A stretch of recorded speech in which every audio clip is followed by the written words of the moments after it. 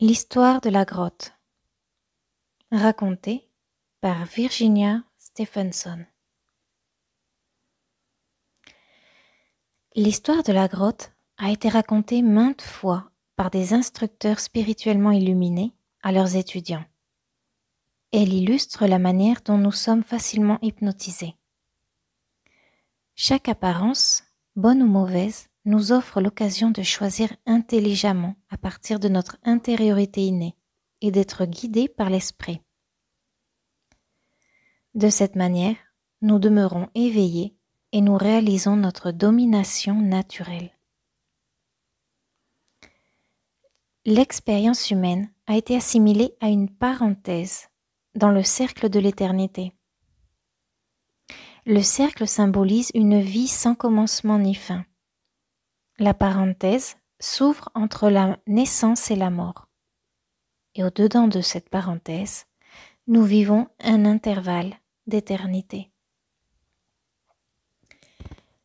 Le chercheur cherche l'éternel, mais il vit dans le sens mortel du temps et de l'espace, qui comprend un commencement et une fin.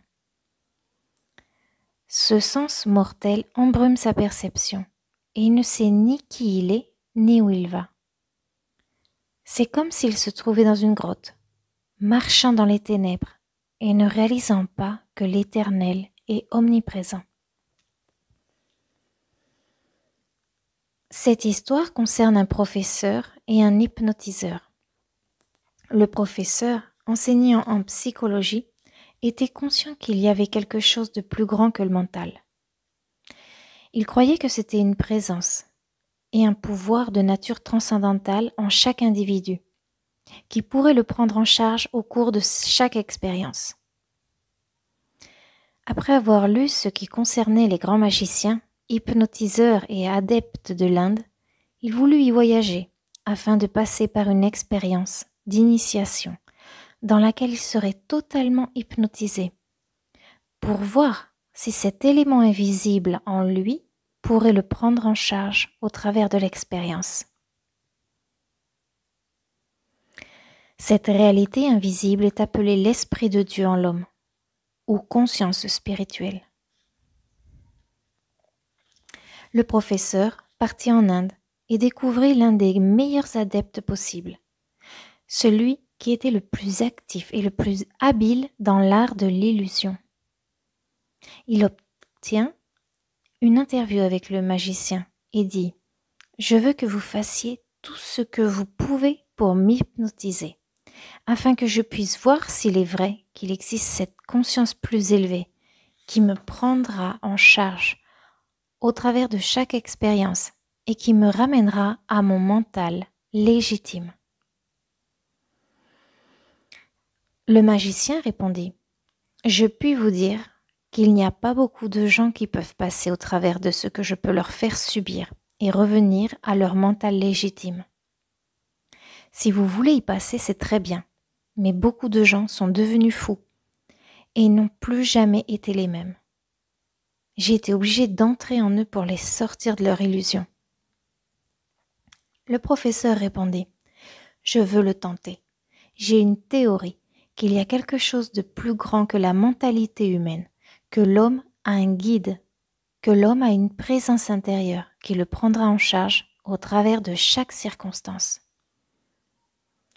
Le magicien se moqua de lui et dit « Bien, nous verrons. » Alors le professeur a dit « Je souhaiterais voir où cette expérience va se dérouler. » Alors le magicien l'a mené dans les montagnes, vers une grotte, et lui a donné une lampe à pétrole en disant « Toutes les illusions auront lieu alors que vous vous déplacerez dans cette grotte. » Le professeur examina très soigneusement la grotte, élevant la lanterne afin de déceler chaque détail. C'était une grotte très ordinaire. Il pouvait la traverser en 35 à 40 minutes environ. Il constata qu'il n'y avait rien dans la grotte qui pouvait cacher des supercheries réalisées par l'homme. C'était simplement une grotte. Après l'avoir traversée avec le magicien et l'avoir examinée très soigneusement, il déclara « Je vais prendre une bonne nuit de repos et demain je la traverserai. Le matin suivant, alors que le professeur et le magicien marchaient en direction de la grotte, le magicien dit « Prenez garde où vous marchez. Ici, il y a des serpents partout. » Le professeur accepta cette suggestion. Combien de mères ne mettent-elles pas en garde leurs enfants de la même manière? Elles ne disent pas serpent, mais elles disent sois prudent, regarde à ce que tu fais. Sous-entendu que le danger se cachait à chaque coin. Alors l'enfant devient anxieux et exagérément prudent. Combien mieux ce serait si la mère disait Dieu est avec toi, où que tu ailles, prête l'oreille à sa voix. Prenez garde où vous marchez, ici il y a des serpents partout. Le professeur n'eut pas à marcher très loin avant de voir des serpents. Il réalisa alors que l'hypnose était déjà en action. L'hypnotiseur avait fait la suggestion sur un ton tellement naturel, tellement normal et d'une manière si aimable que le professeur s'était aussitôt ouvert à la suggestion. Il se dit « C'est de l'hypnose. Passe simplement à travers elle. » Il fit l'ajustement au-dedans de lui. Il reconnut que c'était de l'hypnose, une projection mentale, et il continua à marcher. Quand il s'approcha des serpents, ils disparurent. Ce n'étaient pas de vrais serpents. Le professeur alluma sa lanterne et pénétra dans la grotte. Le magicien déclara « Je vais vous laisser ici, soyez prudents, c'est très dangereux. » Le professeur savait qu'il était déjà sous le charme du magicien et que l'hypnose avait démarré. Il pénétra dans la grotte et elle lui sembla moins familière que le jour précédent. Il était conscient de la peur et il était conscient qu'il fallait être très prudent. Il parcourut une courte distance à l'intérieur de la grotte et fut surpris de voir une grande caverne dans sa paroi, et dedans, il semblait y avoir des tigres. Il s'arrêta, tremblant de peur. Il pensa, c'est de l'hypnose, il n'y a pas de tigre là. Il est impossible qu'il y ait là une caverne, elle n'y était pas hier. Cette image entière et illusoire, une suggestion mentale agressive. Il retrouva quelque peu son équilibre en utilisant son mental pour corriger le concept. Il marcha au travers de l'apparence et sentit les coups de griffes des tigres. Son cœur s'emballa et la sueur perla sur son front humide. Il progressa au travers de l'image illusoire malgré la peur. Et il n'y avait pas de tigre. Soudain, devant le professeur, un solide mur rocheux apparut. Il monta vers lui, l'atteignit, et il le poussa, mais il était inébranlable. Alors il recula et se dit « c'est de l'hypnose ». Toute la sensation de la substance matérielle, le poids et la densité de cette image est une suggestion hypnotique. Ce mur n'était pas ici hier, et si je lui résiste, je vais simplement faire qu'il semble plus réel. Alors qu'est-ce que je fais? Je connais la vérité que ce mur est non existant. Je vais fermer les yeux à l'image du sens matériel et je vais juste marcher à travers elle. Alors il s'exécuta et il n'y avait là rien pour l'arrêter, car l'illusion n'avait aucune réalité extériorisée. Pendant un moment, alors que le professeur progressait, tout sembla parfait, jusqu'à ce qu'il voie un abîme vaste, profond. Au fond de l'eau se précipitait, et c'était trop large pour qu'il saute par-delà. Il se rappela. Ceci également, c'est une illusion, une projection mentale. Et cette image mentale n'a pas de réalité extériorisée. Il s'arrêta, ferma les yeux à l'apparence et s'avança. Il eut une sensation momentanée de chute, et puis il sentit le sol ferme. Il ouvrit les yeux et fut conscient d'être encore dans la grotte. Mais sa lanterne était éteinte. Après ces expériences de projection mentale terrifiantes, qui semblaient tellement réelles, il ressentait une grande tension émotionnelle. Il était épuisé, émotionnellement vidé et il n'y avait aucune possibilité d'allumer sa lanterne. Le professeur raisonna. Je ne suis pas ici depuis plus de 15 minutes et me voici absolument épuisé. Alors ce sentiment d'épuisement doit également être de l'hypnose. Il parcourut du regard la grotte vide, qui était complètement obscure, et il s'assit. Il se posa la question. Pour quelle raison suis-je venu ici? Jusqu'à présent, j'ai utilisé mon mental afin de faire la correction à chaque pas du chemin. Je veux prouver qu'il y a une présence en moi qui me guidera au travers de n'importe quelle apparence, quel que soit le degré d'hypnose auquel je suis soumis. Je sais que cette fatigue n'est pas réelle. Elle n'a aucune cause physique. C'est une hypnose due à ma réaction à toutes ces images illusoires. Si je cède à ce qui est appelé normal, que se passera-t-il? Alors qu'il était assis là, il attrapa soif et il pensa, la soif est également une sensation normale. Mais je ne devrais pas avoir soif aussi rapidement. Est-ce de l'hypnose également? Alors il se sentit affamé et pensa, la faim est une autre sensation normale qui est probablement en train de m'être imposée. Le magicien est en train de m'hypnotiser pour que je me sente fatigué, affamé et assoiffé. Que se passerait-il si je cède à ces suggestions hypnotiques? Il se décida d'essayer de prouver sa théorie, qu'il y avait une présence au-dedans de lui, qu'il le prendrait en charge au travers de l'expérience d'être totalement hypnotisé. Alors il s'assit et s'endormit. Les sensations de faim, soif et fatigue sont considérées comme normales. Nous devons manger et prendre du repos. Néanmoins, la plupart d'entre nous sont programmés pour 8 heures de sommeil par nuit, ce qui n'est pas toujours nécessaire. Ceci est particulièrement vrai si nous sommes renouvelés et restaurés spirituellement par la méditation et la prière.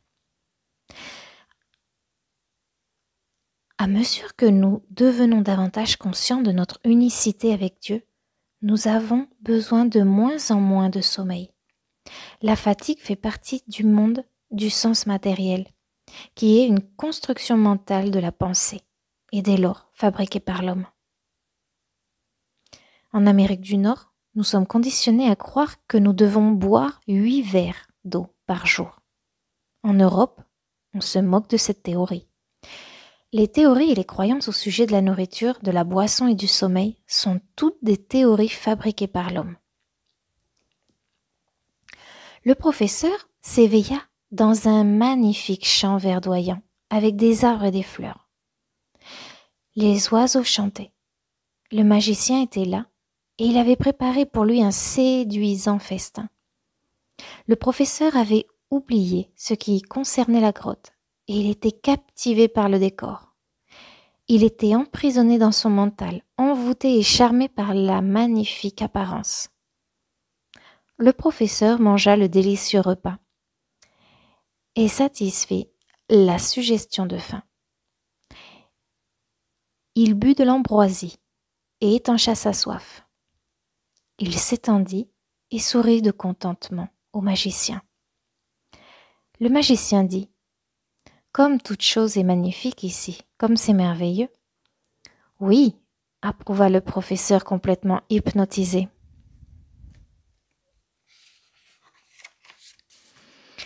Le magicien disparut. Le professeur se leva et regarda aux alentours complètement perdu. Il avait oublié qu'il était dans une grotte et qui il était. Il ne réalisait pas qu'il était entièrement sous le charme du magicien.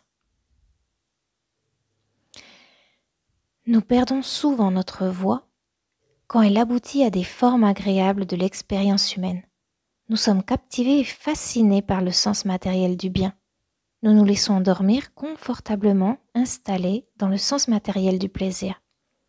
Et nous ne cherchons plus à nous élever au dehors de la conscience humaine, afin de rechercher un dévoilement plus élevé du bien. Cependant, nos mauvaises expériences, les expériences de maladie, péché et manque, nous amènent à nous éveiller.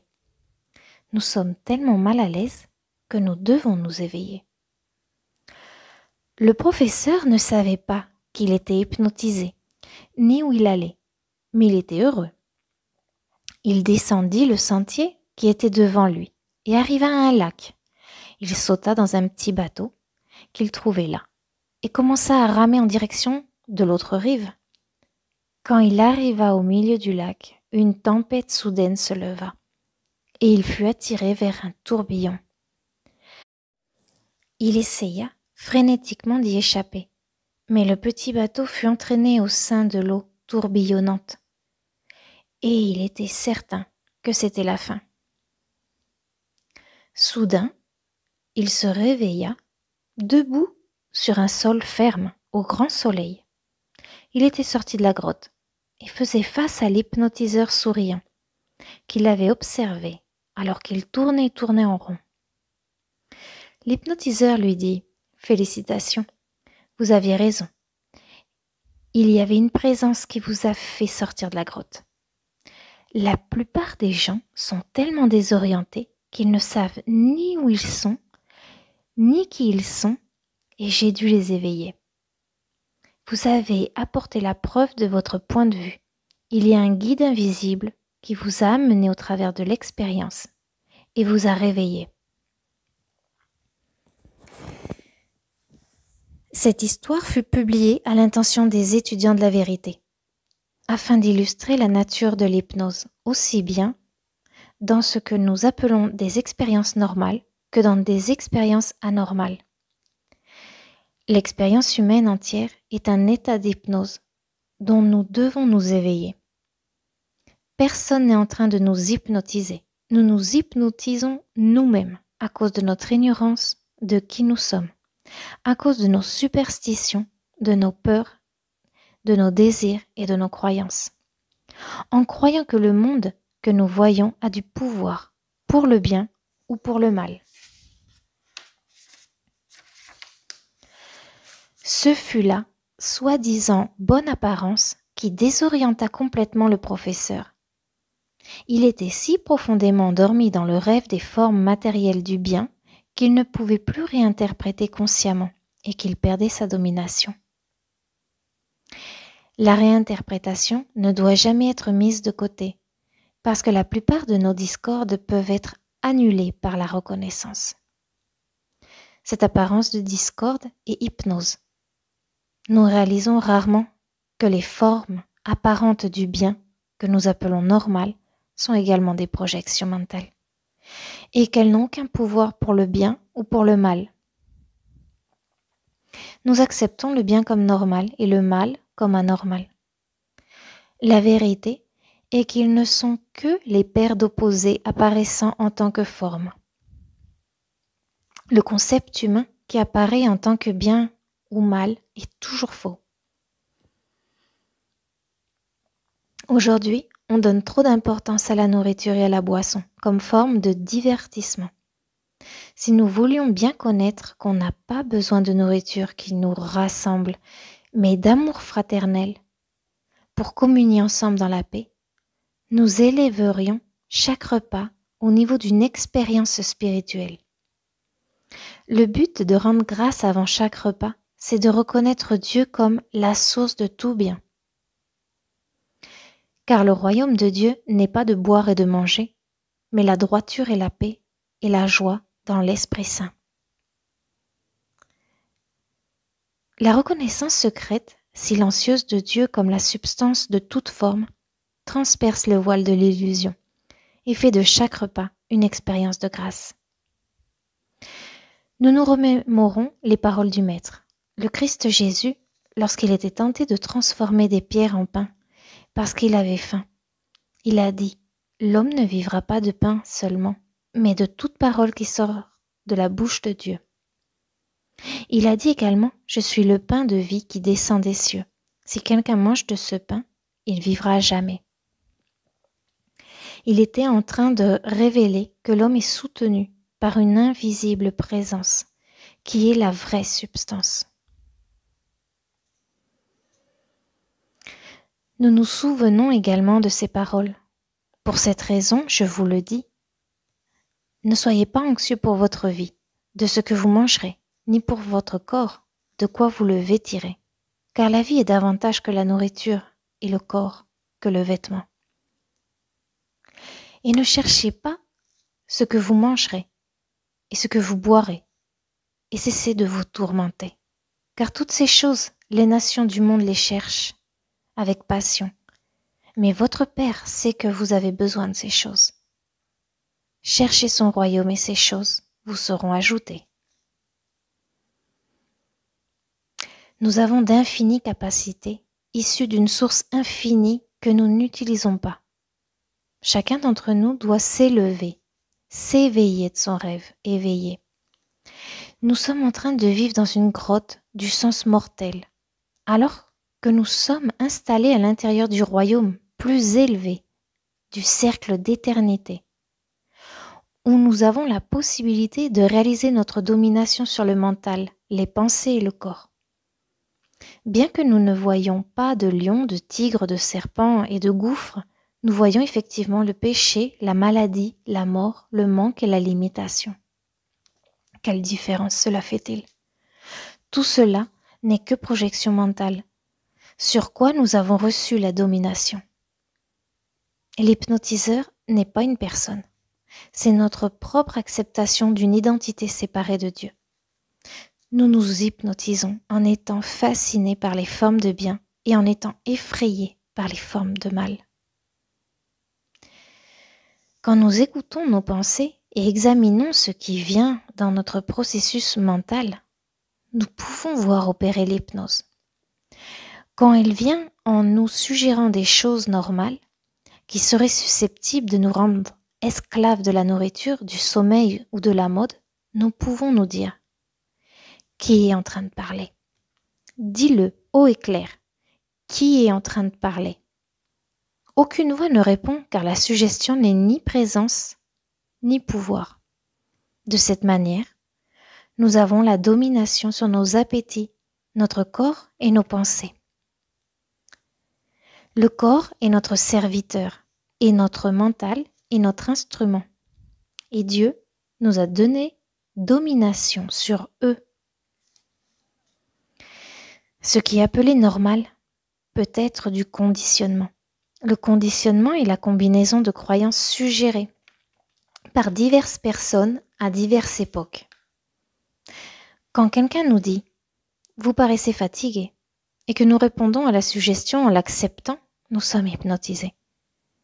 Nous sommes constamment programmés par les autres et parfois par nos propres pensées qui toutes sont hypnose.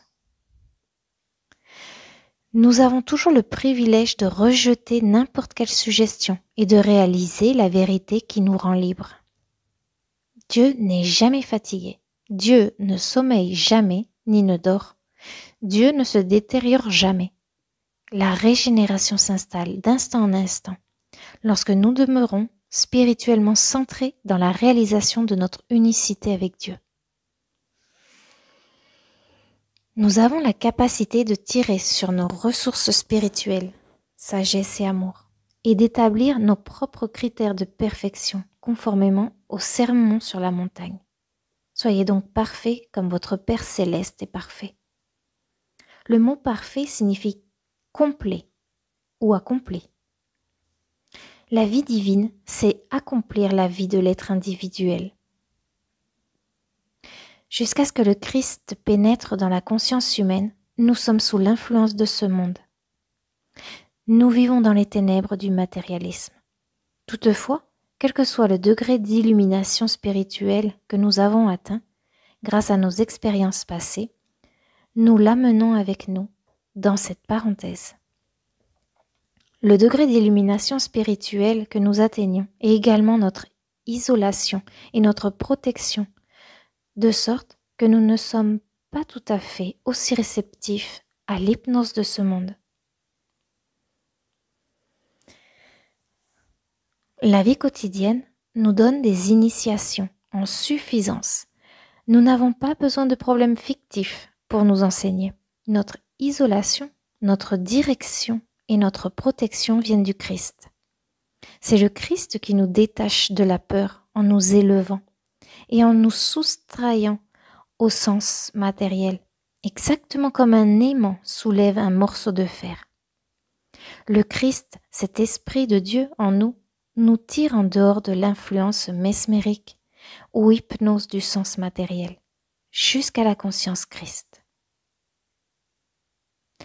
Quand nous sommes attirés, magnétisés par cette attraction divine de l'amour, nous sommes alors revêtus et protégés par l'amour. De cette manière, le monde de l'effet perd son attrait. L'hypnose ne peut nous tenter et nous ramener à ce niveau du sens matériel qui nous fait répéter les leçons que nous avons déjà dépassées. Nous sommes attirés à un message spirituel dans notre recherche de liberté. Nous pouvons être en train de chercher à nous libérer de la peur, du manque, de la douleur, de la maladie ou de la solitude. Néanmoins, nous sommes réellement en train de rechercher Dieu. Nous sommes en train de rechercher un bien plus élevé que le plaisir. Nous sommes en train de rechercher une santé qui ne dépend pas des organes et des fonctions du corps. Une richesse qui est indépendante de n'importe quelle source matérielle. Une solidité qui n'est pas de la force et un état d'amour et de joie qui soit permanent. Nous pensons que nous recherchons un effet, mais ce que nous sommes vraiment en train de rechercher, c'est Dieu, parce que Dieu est à la fois cause et effet. Dieu est la substance de toute forme et l'unique bien. Lorsque ceci se lève sur nous, nous commençons à reconnaître Dieu comme notre Père, comme notre source, et nous avons une nouvelle naissance. Nous sommes nés à nouveau dans la conscience de l'être immortel. Quand nous avons reconnu que le Père qui demeure en moi accomplit ses œuvres, nous sommes à notre premier degré de pratique de la présence de Dieu. La voie de la liberté spirituelle consiste à vivre consciemment en harmonie avec la vérité que moi et mon Père sommes un. Par la prière et la méditation, nous faisons appel à cette relation spirituelle, de sorte que nous ne cédons plus aux tentations qui nous limiteraient ou nous asserviraient. À cause de cette relation d'unicité avec le Père, nous pouvons identifier l'hypnose, qui est la croyance en deux pouvoirs à l'œuvre. Le sens commun nous dupera, parce que le sens commun est basé sur deux pouvoirs et sur l'évidence des sens. L'illuminé marche, non pas par le sens commun, mais par le sens spirituel, par la grâce de Dieu. Nous n'avons besoin que de la conduite du Christ, et avec le sens spirituel, nous sommes menés par l'Esprit. Le sens spirituel est sagesse. Il sait qui je suis, et il connaît les capacités qui sont omniprésentes en tant qu'être individuel. Quand nous commençons à étudier des vérités métaphysiques, nous commençons à modifier le contenu de notre mental. Nous commençons à changer nos concepts, depuis le niveau grossier qui aime toutes les formes d'autocomplaisance et de plaisir, les excès de nourriture, de boisson, de sommeil et de sport de compétition. Tout cela constitue le sens physique de la vie et la force rudimentaire de ce monde. Dans le royaume animal, nous voyons ceci en action. La surveillance du territoire, la lutte pour un partenaire sexuel et la lutte pour le leadership. Toutefois, avec l'homme, au moment où le Christ affleure la conscience humaine, il se présente un choix. Nous pouvons choisir Dieu, l'esprit, ou bien nous pouvons choisir le sens matériel. En choisissant Dieu, nous sommes en train de choisir la liberté. La liberté vient en gardant notre esprit fixé sur Dieu, en maintenant la parole de Dieu constamment vivante en nous, en nous souvenant toujours que nous sommes les enfants de Dieu et de ce fait uniquement réceptifs et attentifs à l'Esprit Saint. Nous apprenons à écouter la voix intérieure de la vérité. Nous apprenons à nous abandonner à la volonté divine, qui est la bonne volonté. Nous apprenons à pardonner 70 fois, 7 fois, parce que nous savons combien facilement nous sommes tentés. Souvenons-nous que nous sommes en train de parcourir un intervalle dans l'éternité afin de prouver le non-pouvoir du sens matériel, en ses bonnes formes aussi bien qu'en ses mauvaises formes. Nous sommes en train de parcourir la parenthèse, prouvant que nous n'avons jamais perdu cette domination originelle ou cette beauté originelle de la sainteté qui nous a été accordée quand Dieu nous a créés à son image et ressemblance. C'est l'Esprit de Dieu en nous, la conscience Christ, qui nous prendra en charge au travers des diverses tentations du sens matériel et révélera le royaume de Dieu ici et maintenant. C'est l'Esprit de Dieu en nous, la conscience Christ, qui nous prendra en charge au travers des diverses tentations du sens matériel et révélera le royaume de Dieu ici et maintenant. Cette transformation de la conscience vient par degrés. Dans le premier degré, nous découvrons le centre spirituel au-dedans de nous. Nous acceptons une présence et un pouvoir transcendantaux, toujours avec nous pour la guidance et la protection. Nous apprenons à nous tourner consciemment et constamment au-dedans, par la méditation et la prière, afin d'écouter, d'être guidés par l'Esprit de Dieu au-dedans de nous. Dans le deuxième degré, nous sommes conscients de la présence et nous devenons également conscients que lorsque nous connaissons consciemment la vérité, l'hypnose n'a aucun pouvoir. Nous commençons à comprendre comment l'hypnose agit en nous à cause de la croyance dans le bien et le mal, à cause du désir et de la peur. Nous devenons conscients que l'autocomplaisance mène à l'esclavage. Et nous apprenons que nous sommes menés à l'esprit de vérité et à la réalisation de Dieu en vivant avec la lettre de vérité et en nourrissant le mental de principes spirituels. En appliquant des principes spirituels à chaque problème qui se dresse, nous apprenons que lorsque nous sommes conscients de la présence de Dieu, nous avons la domination sur le mental et sur le corps et qu'il n'y a aucun besoin d'être asservi. Il est écrit, « N'aimez pas le monde ni les choses dans le monde. Si quelqu'un aime le monde, l'amour du Père n'est pas en lui.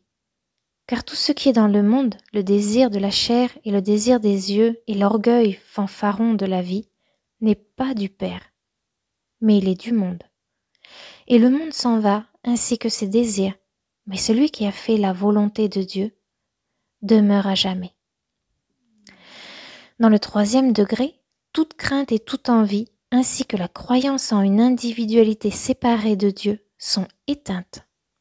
Sous le gouvernement de Dieu, le corps est un instrument qui n'a pas de sensation et le mental est en paix. À présent, avec Paul, nous pouvons dire « Ce n'est plus moi qui vis, mais Christ vit en moi. » Et nous faisons l'expérience de la véracité de cette révélation. Le Christ est notre véritable isolation, notre satisfaction et notre accomplissement réel.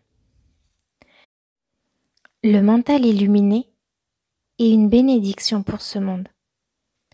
Quand le mental est illuminé, nous vivons dans ce monde d'une manière tout à fait confortable, parce que nous pouvons toujours opérer consciemment les ajustements nécessaires au-dedans de nous-mêmes. L'illumination nous donne la capacité de faire la volonté de Dieu.